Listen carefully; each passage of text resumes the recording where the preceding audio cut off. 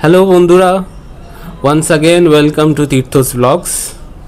বন্ধুরা, আজ 15ই আগস্ট স্বাধীনতা দিবস এবং আজকের আমাদের ভিডিওর মূল বিষয় একটা ছোট্ট ইনফরমেটিভ ভিডিও।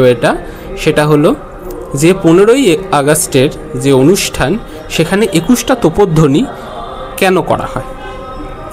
দেখো বন্ধুরা, আমরা সকলেই জানি যে স্বাধীনতা দিবসের দিন সেদিন সকালে প্রধানমন্ত্রী তিনি লালকেল্লায় গিয়ে জাতীয় পতাকা উত্তোলন করেন এবং তারপর সেখানে জাতীয় সঙ্গীত বাজানো হয় এবং 21টি তোপধ্বনির সঙ্গে তারপর কিন্তু স্বাধীনতা দিবসের যে অনুষ্ঠান তার সূচনা ঘটে। প্রত্যেক বছরই এই জিনিসটা হয়।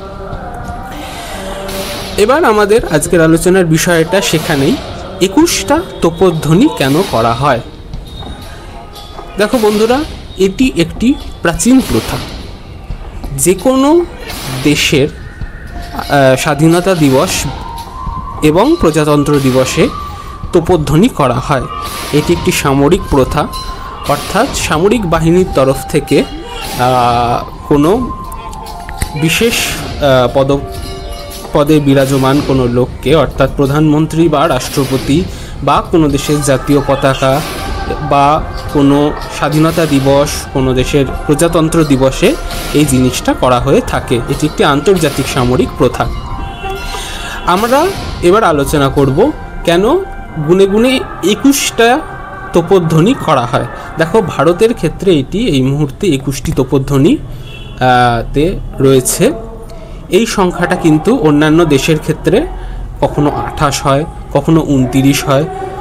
এটা দেশ অনুযায়ী বিভিন্ন ক্ষেত্রে বিভিন্ন সংখ্যা হয়। এবার ভারতের ক্ষেত্রে সেটা 21টা তোপধ্বনি কেন, সেই বিষয়ে আসা যাক। দেখো, এইটা জানতে গেলে আমাদের যেতে হবে একটুখানি পেছনে। ভারতে একসময় ছিল ব্রিটিশদের শাসন। ব্রিটিশ জাহাজেরা এখানে কি করত? এখানে নোঙর ফেলতো।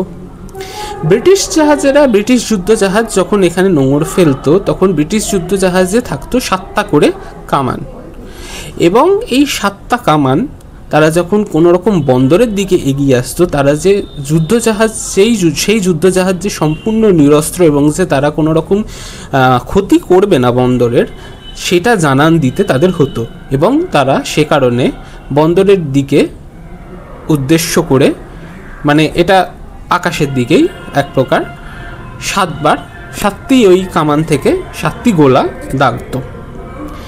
বন্ধুত্বপূর্ণ এই যে একটা ইঙ্গিত দেওয়া হলো যুদ্ধজাহাজ থেকে, এটার প্রত্যুত্তরে বন্দর থেকেও কিন্তু গোলা দাগা হতো। সেটা প্রত্যেকটা কামানের একবার গোলা দাগার বিপরীতে বন্দরের তরফ থেকে, অর্থাৎ কোস্টের তরফ থেকে কিন্তু তখন 3বার দাগা হতো সেই গোলা। অর্থাৎ যুদ্ধজাহাজ থেকে একবার দাগা হলে বন্দর বা স্থলভাগ থেকে 3বার দাগা হচ্ছে। তো যুদ্ধজাহাজে 7খানা কামান আছে বলে এখানে যুদ্ধজাহাজে 7খানা কামান আছে, 7বার গোলা দাগা হচ্ছে এবং এখানে প্রত্যেকবারের বিপরীতে 3বার করে দাগা হচ্ছে। তাই 3 7 21 বার হয়ে যাচ্ছে কামান দাগা এবং সেটাই পরবর্তীকালে আমাদের দেশে প্রথাটা প্রচলিত রয়ে গেছে। 21টি তোপধ্বনি। এই 21টি তোপধ্বনি অন্যান্য দেশের ক্ষেত্রে 28টা আছে, কোনো দেশের ক্ষেত্রে 31টা আছে। জোড় বিজোড় দুই সংখ্যাতেই আছে, তবে বেশিরভাগ দেশের ক্ষেত্রেই কিন্তু বিজোড় সংখ্যাতে আছে। কারণ প্রাচীনকালে মনে করা হতো যে বিজোড় সংখ্যাগুলি বন্ধুত্বপূর্ণ এবং সম্মান জানানোর, এই তোপধ্বনির যে বিজোড় সংখ্যা সেগুলি বন্ধুত্ব এবং সম্মান জানানোর জন্য হতো এবং জোড় সংখ্যাগুলো যুদ্ধের জন্য ইঙ্গিত হতো। এটাই ছিল আজকে আমাদের ভিডিওর মূল বিষয়। সবার কেমন লাগলো এই ইনফরমেশনটা? ভালো লাগলে অবশ্যই তা কমেন্ট বক্সে জানিও এবং যদি ভালো লাগে তাহলে লাইক, শেয়ার আর সাবস্ক্রাইব করতে ভুলো না তীর্থস ব্লগস চ্যানেলটাকে। এবং এ ধরনের আরও ইনফরমেটিভ ভিডিও পেতে ছোট অবশ্যই এবং বড় আনবো, সেটা পরবর্তীকালে। দেখতে থেকো তীর্থস ব্লগস চ্যানেলটাকে। আজকের মতো এখানেই। সকলকে আরও একবার ৭৯তম স্বাধীনতা দিবসের আন্তরিক প্রীতি ও শুভেচ্ছা। জয় হিন্দ, বন্দে মাতরম।